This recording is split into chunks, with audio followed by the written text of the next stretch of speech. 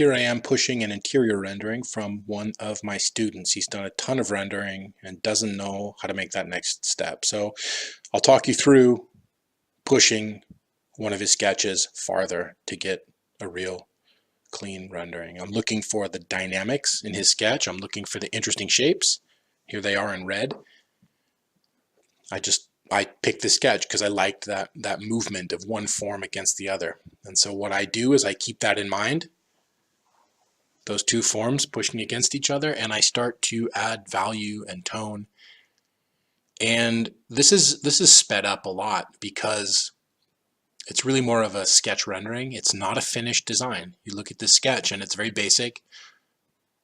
There's a lot of missing information. The perspective is not finished. The design details are not necessarily worked out. I really just saw in this sketch, I just saw the basic movement, these two forms. I like the look, I like the setup of looking over the shoulder to kind of get some character for the interior. Probably because that's sort of the view you would see when you were getting in, and something about that perspective was interesting to me. What invites you to step into a car?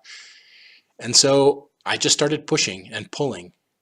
Remember that contrast is what makes one of these renderings interesting. And so I was just looking for places to add dark against light. And right about here, I start to run into problems in proportion. Where is the shoulder of this seat? Where's the headrest of the seat? And I'm checking that now just by adding value so I can see it. And it seems the seat is very short. And so I've pushed the shoulder up and I'm just checking those two forms coming together. The back of the seat coming against the dashboard of the car. Sort of that dark against light. And I allow myself to be really messy because there is no finished design here. I really did just like the gesture of the drawing. And so I'm pushing and pulling and I'm being very messy. I'm working on layers in Photoshop. You'll see on the left side there of my Photoshop window, the layers just add up and add up and add up. And I'll stop every couple of minutes and I'll flatten the drawing. I check to make sure that, there's no problems with multiply layers or anything like that, but I allow myself to be messy. And here's the next big change. I realized the seat wasn't tall enough. The back of the seat wasn't tall enough. And then the bottom piece of the seat was too short. So just trying to get proportions into the sketch. Again, remembering this gesture of the two forms coming together. And now I'm actually starting to think about the shape of the seat. What was interesting? Was it this long headrest? I thought, yeah, that was kind of interesting. And so I just keep pushing and pulling, pushing and pulling. I'm really just playing. And remember, all these changes are on separate layers. So if I don't like something I've done, I can just turn the layer off. I can move the details that I built on the layer.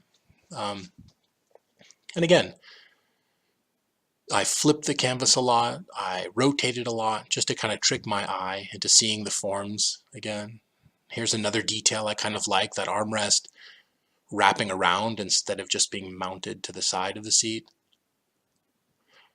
The student and I had talked about luxury interiors, so I tried to keep the forms fuller, less of a sports kind of cupping bucket seat and more of like a luxury lounger type seat.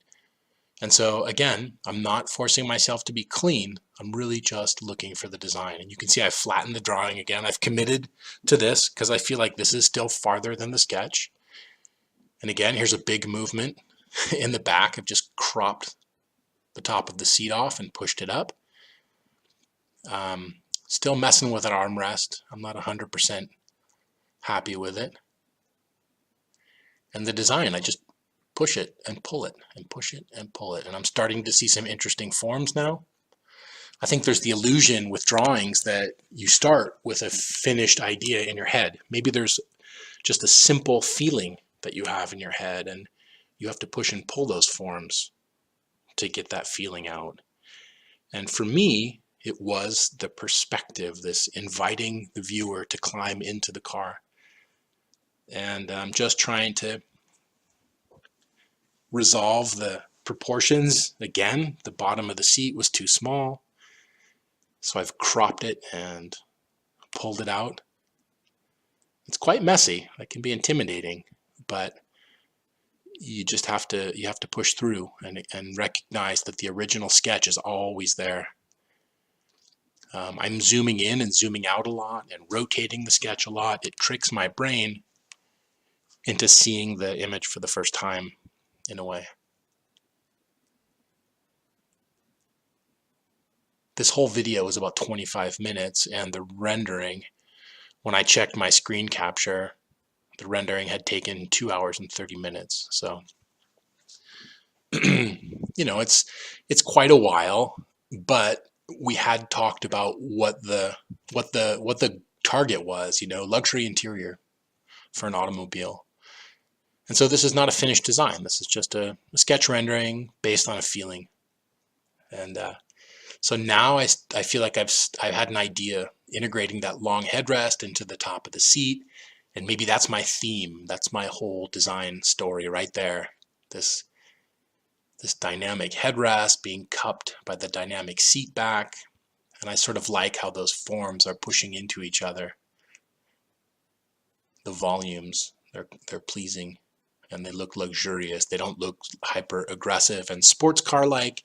They start to feel a bit more luxurious. And I think at this point I started to think about material. This reminded me of a luxury brand. I don't know if they're called Spiegel. I have no idea. It's an American brand, and they had done some really nice heavy stitched leather, but I kept coming back to this Eames chair, this bent wood chair where they have the wood support and the leather cushions. And that's when it kind of clicked for me. I kind of knew, although no, at this point I wasn't sure, leather or even possibly this Eames chair, this wood feeling. And at some point here soon, I do kind of make the decision. You could see the original sketch is 99.9% gone. I've retained the perspective. I've retained this feeling of looking down into the car before getting in, and that anticipation, that knowing that it's going to be comfortable and luxurious. So I'm popping in, popping out, looking for awkward angles, looking for movements of lines that don't fit. I think my favorite thing about this student's work is that he draws the whole view more or less at once. It's as if there's this one gesture, this one feeling in all of the sketches that he does. He gets frustrated. He doesn't finish the sketches, but he gets down the skeleton, the bones, the basis of the sketch. He gets it down in one gesture. Yeah, here I knew it was wood, and I knew I wanted to try it. So I tested it out. I dropped a piece of wood on there, and let's see. I knew when I saw this, I knew right away, boom, there you go. That is a car I would love to get in. I would love to put my hands on that seat. I saw that and I knew. And so from this point on, I pretty much had the finished idea in my head, more or less. I had lost that initial gesture, the front, the dashboard coming together with the seat. And so I didn't want to just have the seat. So I figured I would indicate some of the dashboard. And I think I go in here exactly. I scoot the seat back and just indicate what I'm thinking the dashboard and this door sill, what they would look like and feel like. So I'm just going to rough in some of the dashboard here in a minute. But again, what I love about this student's drawings, this gesture, he sits down, he does the entire image with these nice sweeping gestures, and it gives the drawings a real beautiful flowing character. All that's missing is then the 2.5 hours, let's say, in my case, to tell the rest of the story. What's the material? What's the lighting? what are the finished details, the small details, not losing sight of that gestural feeling that he gets with these loose, quick sketches, but really finishing out the details. And at this point, I know I'm about 10 minutes into the video, which, let's see, if it's a 25-minute video, 10 minutes in, it's a little less than half. So yeah, let's say I'm about an hour in, about 40 minutes into this rendering, which is a 2.5-hour rendering, but I know what I'm shooting for. And so literally at this point, it's just about finishing this sketch. I want to get these gray forms in, and you'll see why in a minute. I imagine you can already guess what this gray volume is, this light and dark, this ribbon. What do you think it's going to be? What is it going to be for material? Yeah, well, if you don't know, you'll find out soon.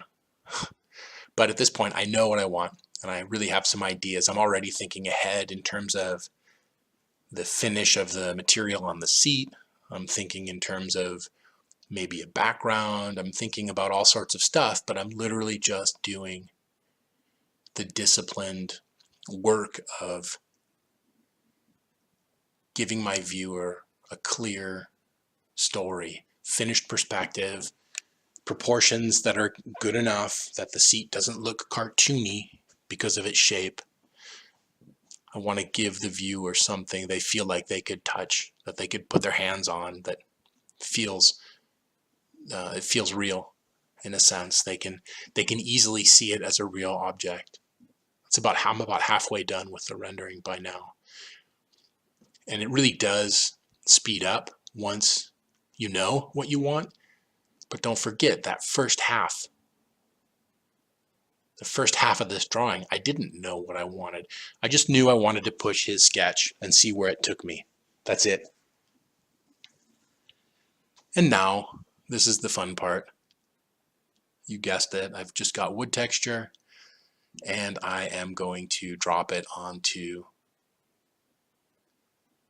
the pre-shaded areas. What that does is it gives this basic wood texture some shape.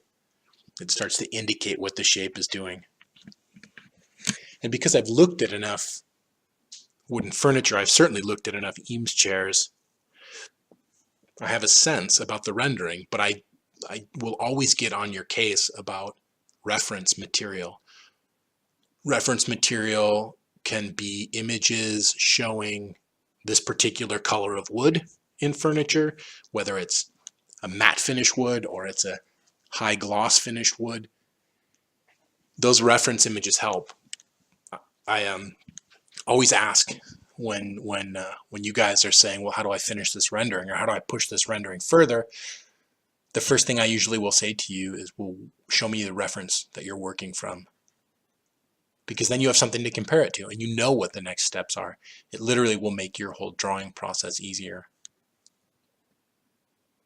And again, I'm really clear on what I want, and I'm watching the clock by now. Like I just want it to get done. I could almost just take an assistant designer, pull him aside, show him the drawing and say, please finish this. Show him some reference images, this kind of wood finish, this kind of leather.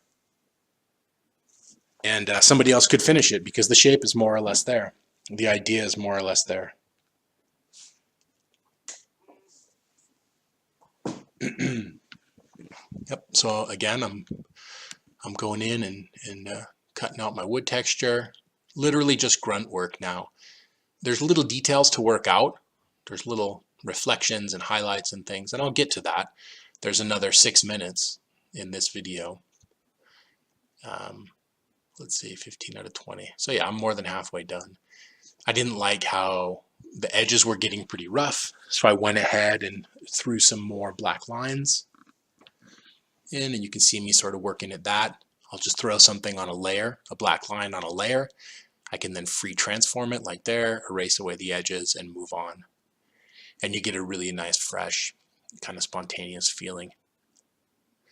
And again, I don't make those decisions like an engineer. I make those decisions by, I'll spin the image upside down, I'll flip the image sideways, and that allows me to just look at it from a third person's perspective. So it's very much a creative decision.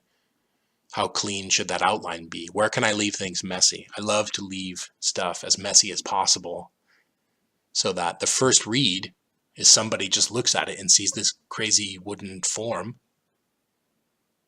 and seat, and then they think, oh wow, cool, cool object, and then they think, cool drawing, really, it's not an object.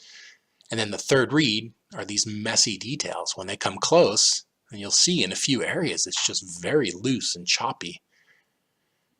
And there's something really magical about that.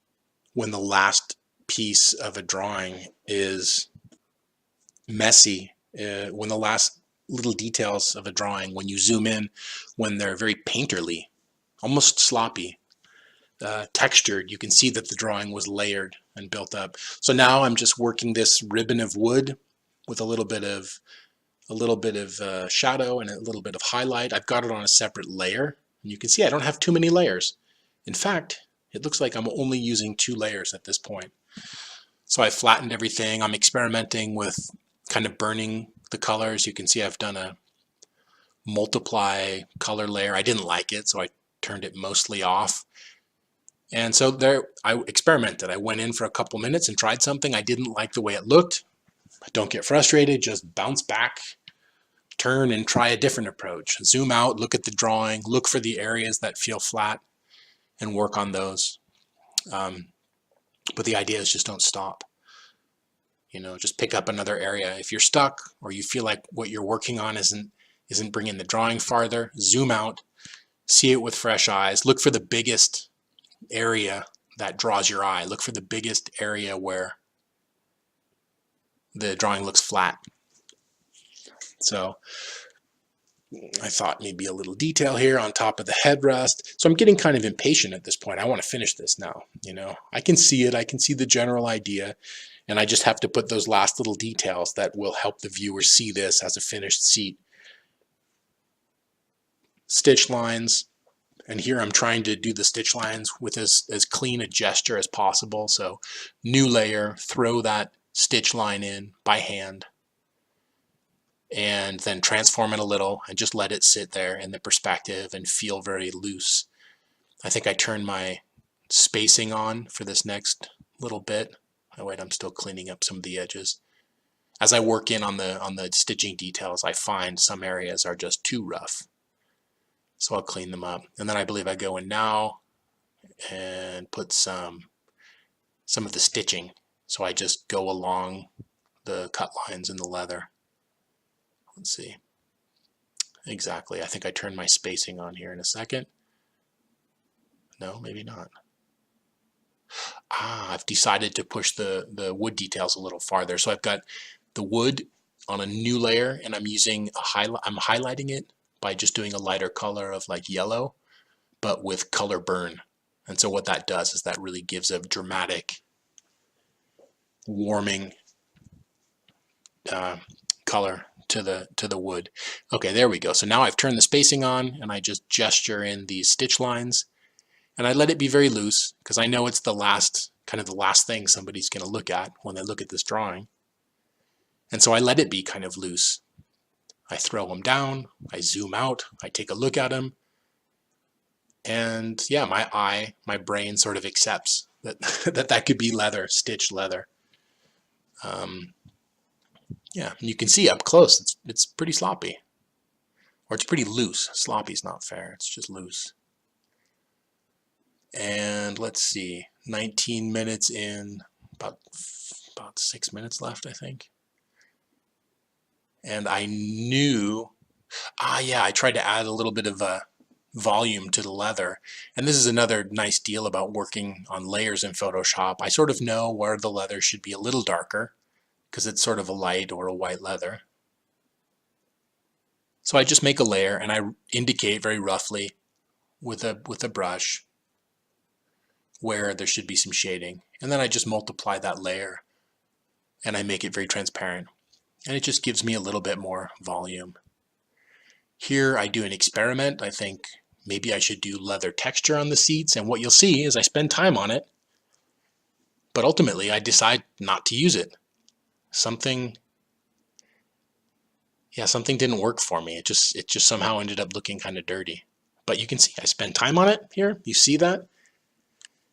And what do? Ultimately, I throw it away because I don't like it. I guess maybe it distracted from, the whole point of this drawing is this crazy micro laminate, I guess you would call it, using a wood laminate in a car, but to an extreme extent.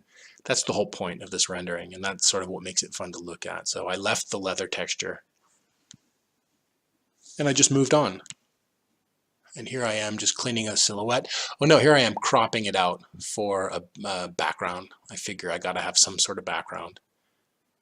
And this is the sort of place where I'll actually leave a rendering. Like when I know I'm on a deadline, I just make sure that I have a background, because I know I'm going to present this drawing, and then in a week or in a month or 6 months, I'll look at it with fresh eyes and I'll know exactly, what to change. So I like to give myself that option, at least cut it out, cut the drawing out, and I know that I can have whatever background I want. So like I said, in 6 months when I look at this drawing, I can change the background quickly, I can change contrast, etc., etc.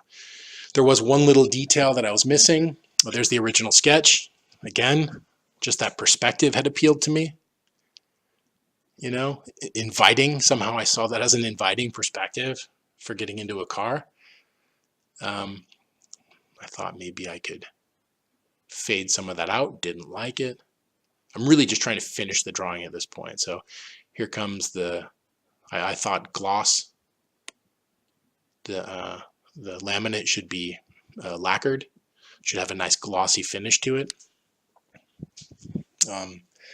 So I go ahead and just do this trick with the lasso tool, just duplicate where I kind of know the reflections are going to be on a shape like this. I spent 2 hours polishing this form, so I sort of know where the edges are, where the corners are, and those are the spots that are going to catch reflections and highlights.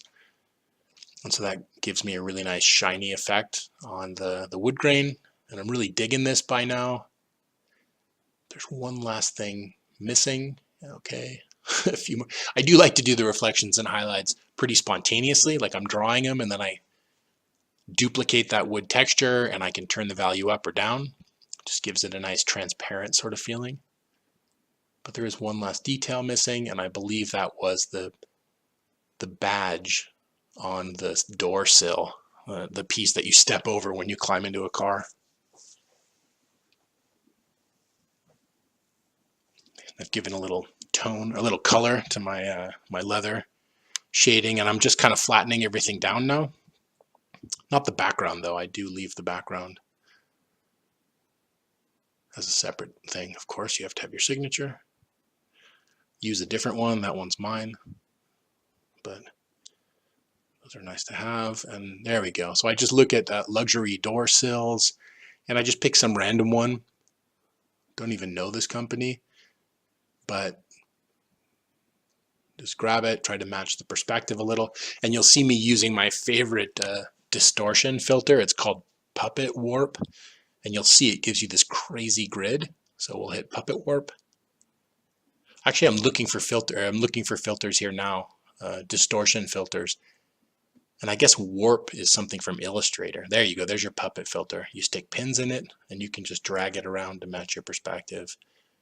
The back end of this piece was way too bright, so I copied the other side, pasted it over, so that it has a more even lighting. And here I see there was a little messy area, so I'm just tuning that up a little bit. Yeah, I'm really starting to dig this. This looks like the kind of thing that you would like to climb in and sit down in. Like it would be a nice place to sit. Maybe smoke a pipe or a cigar. I have no idea. You shouldn't smoke cigars while you're driving. It's dangerous. So yeah, I think that's pretty much it. I'm wrapping it up here. And hope you guys enjoyed. I will see you next week on Friday. Thanks for watching.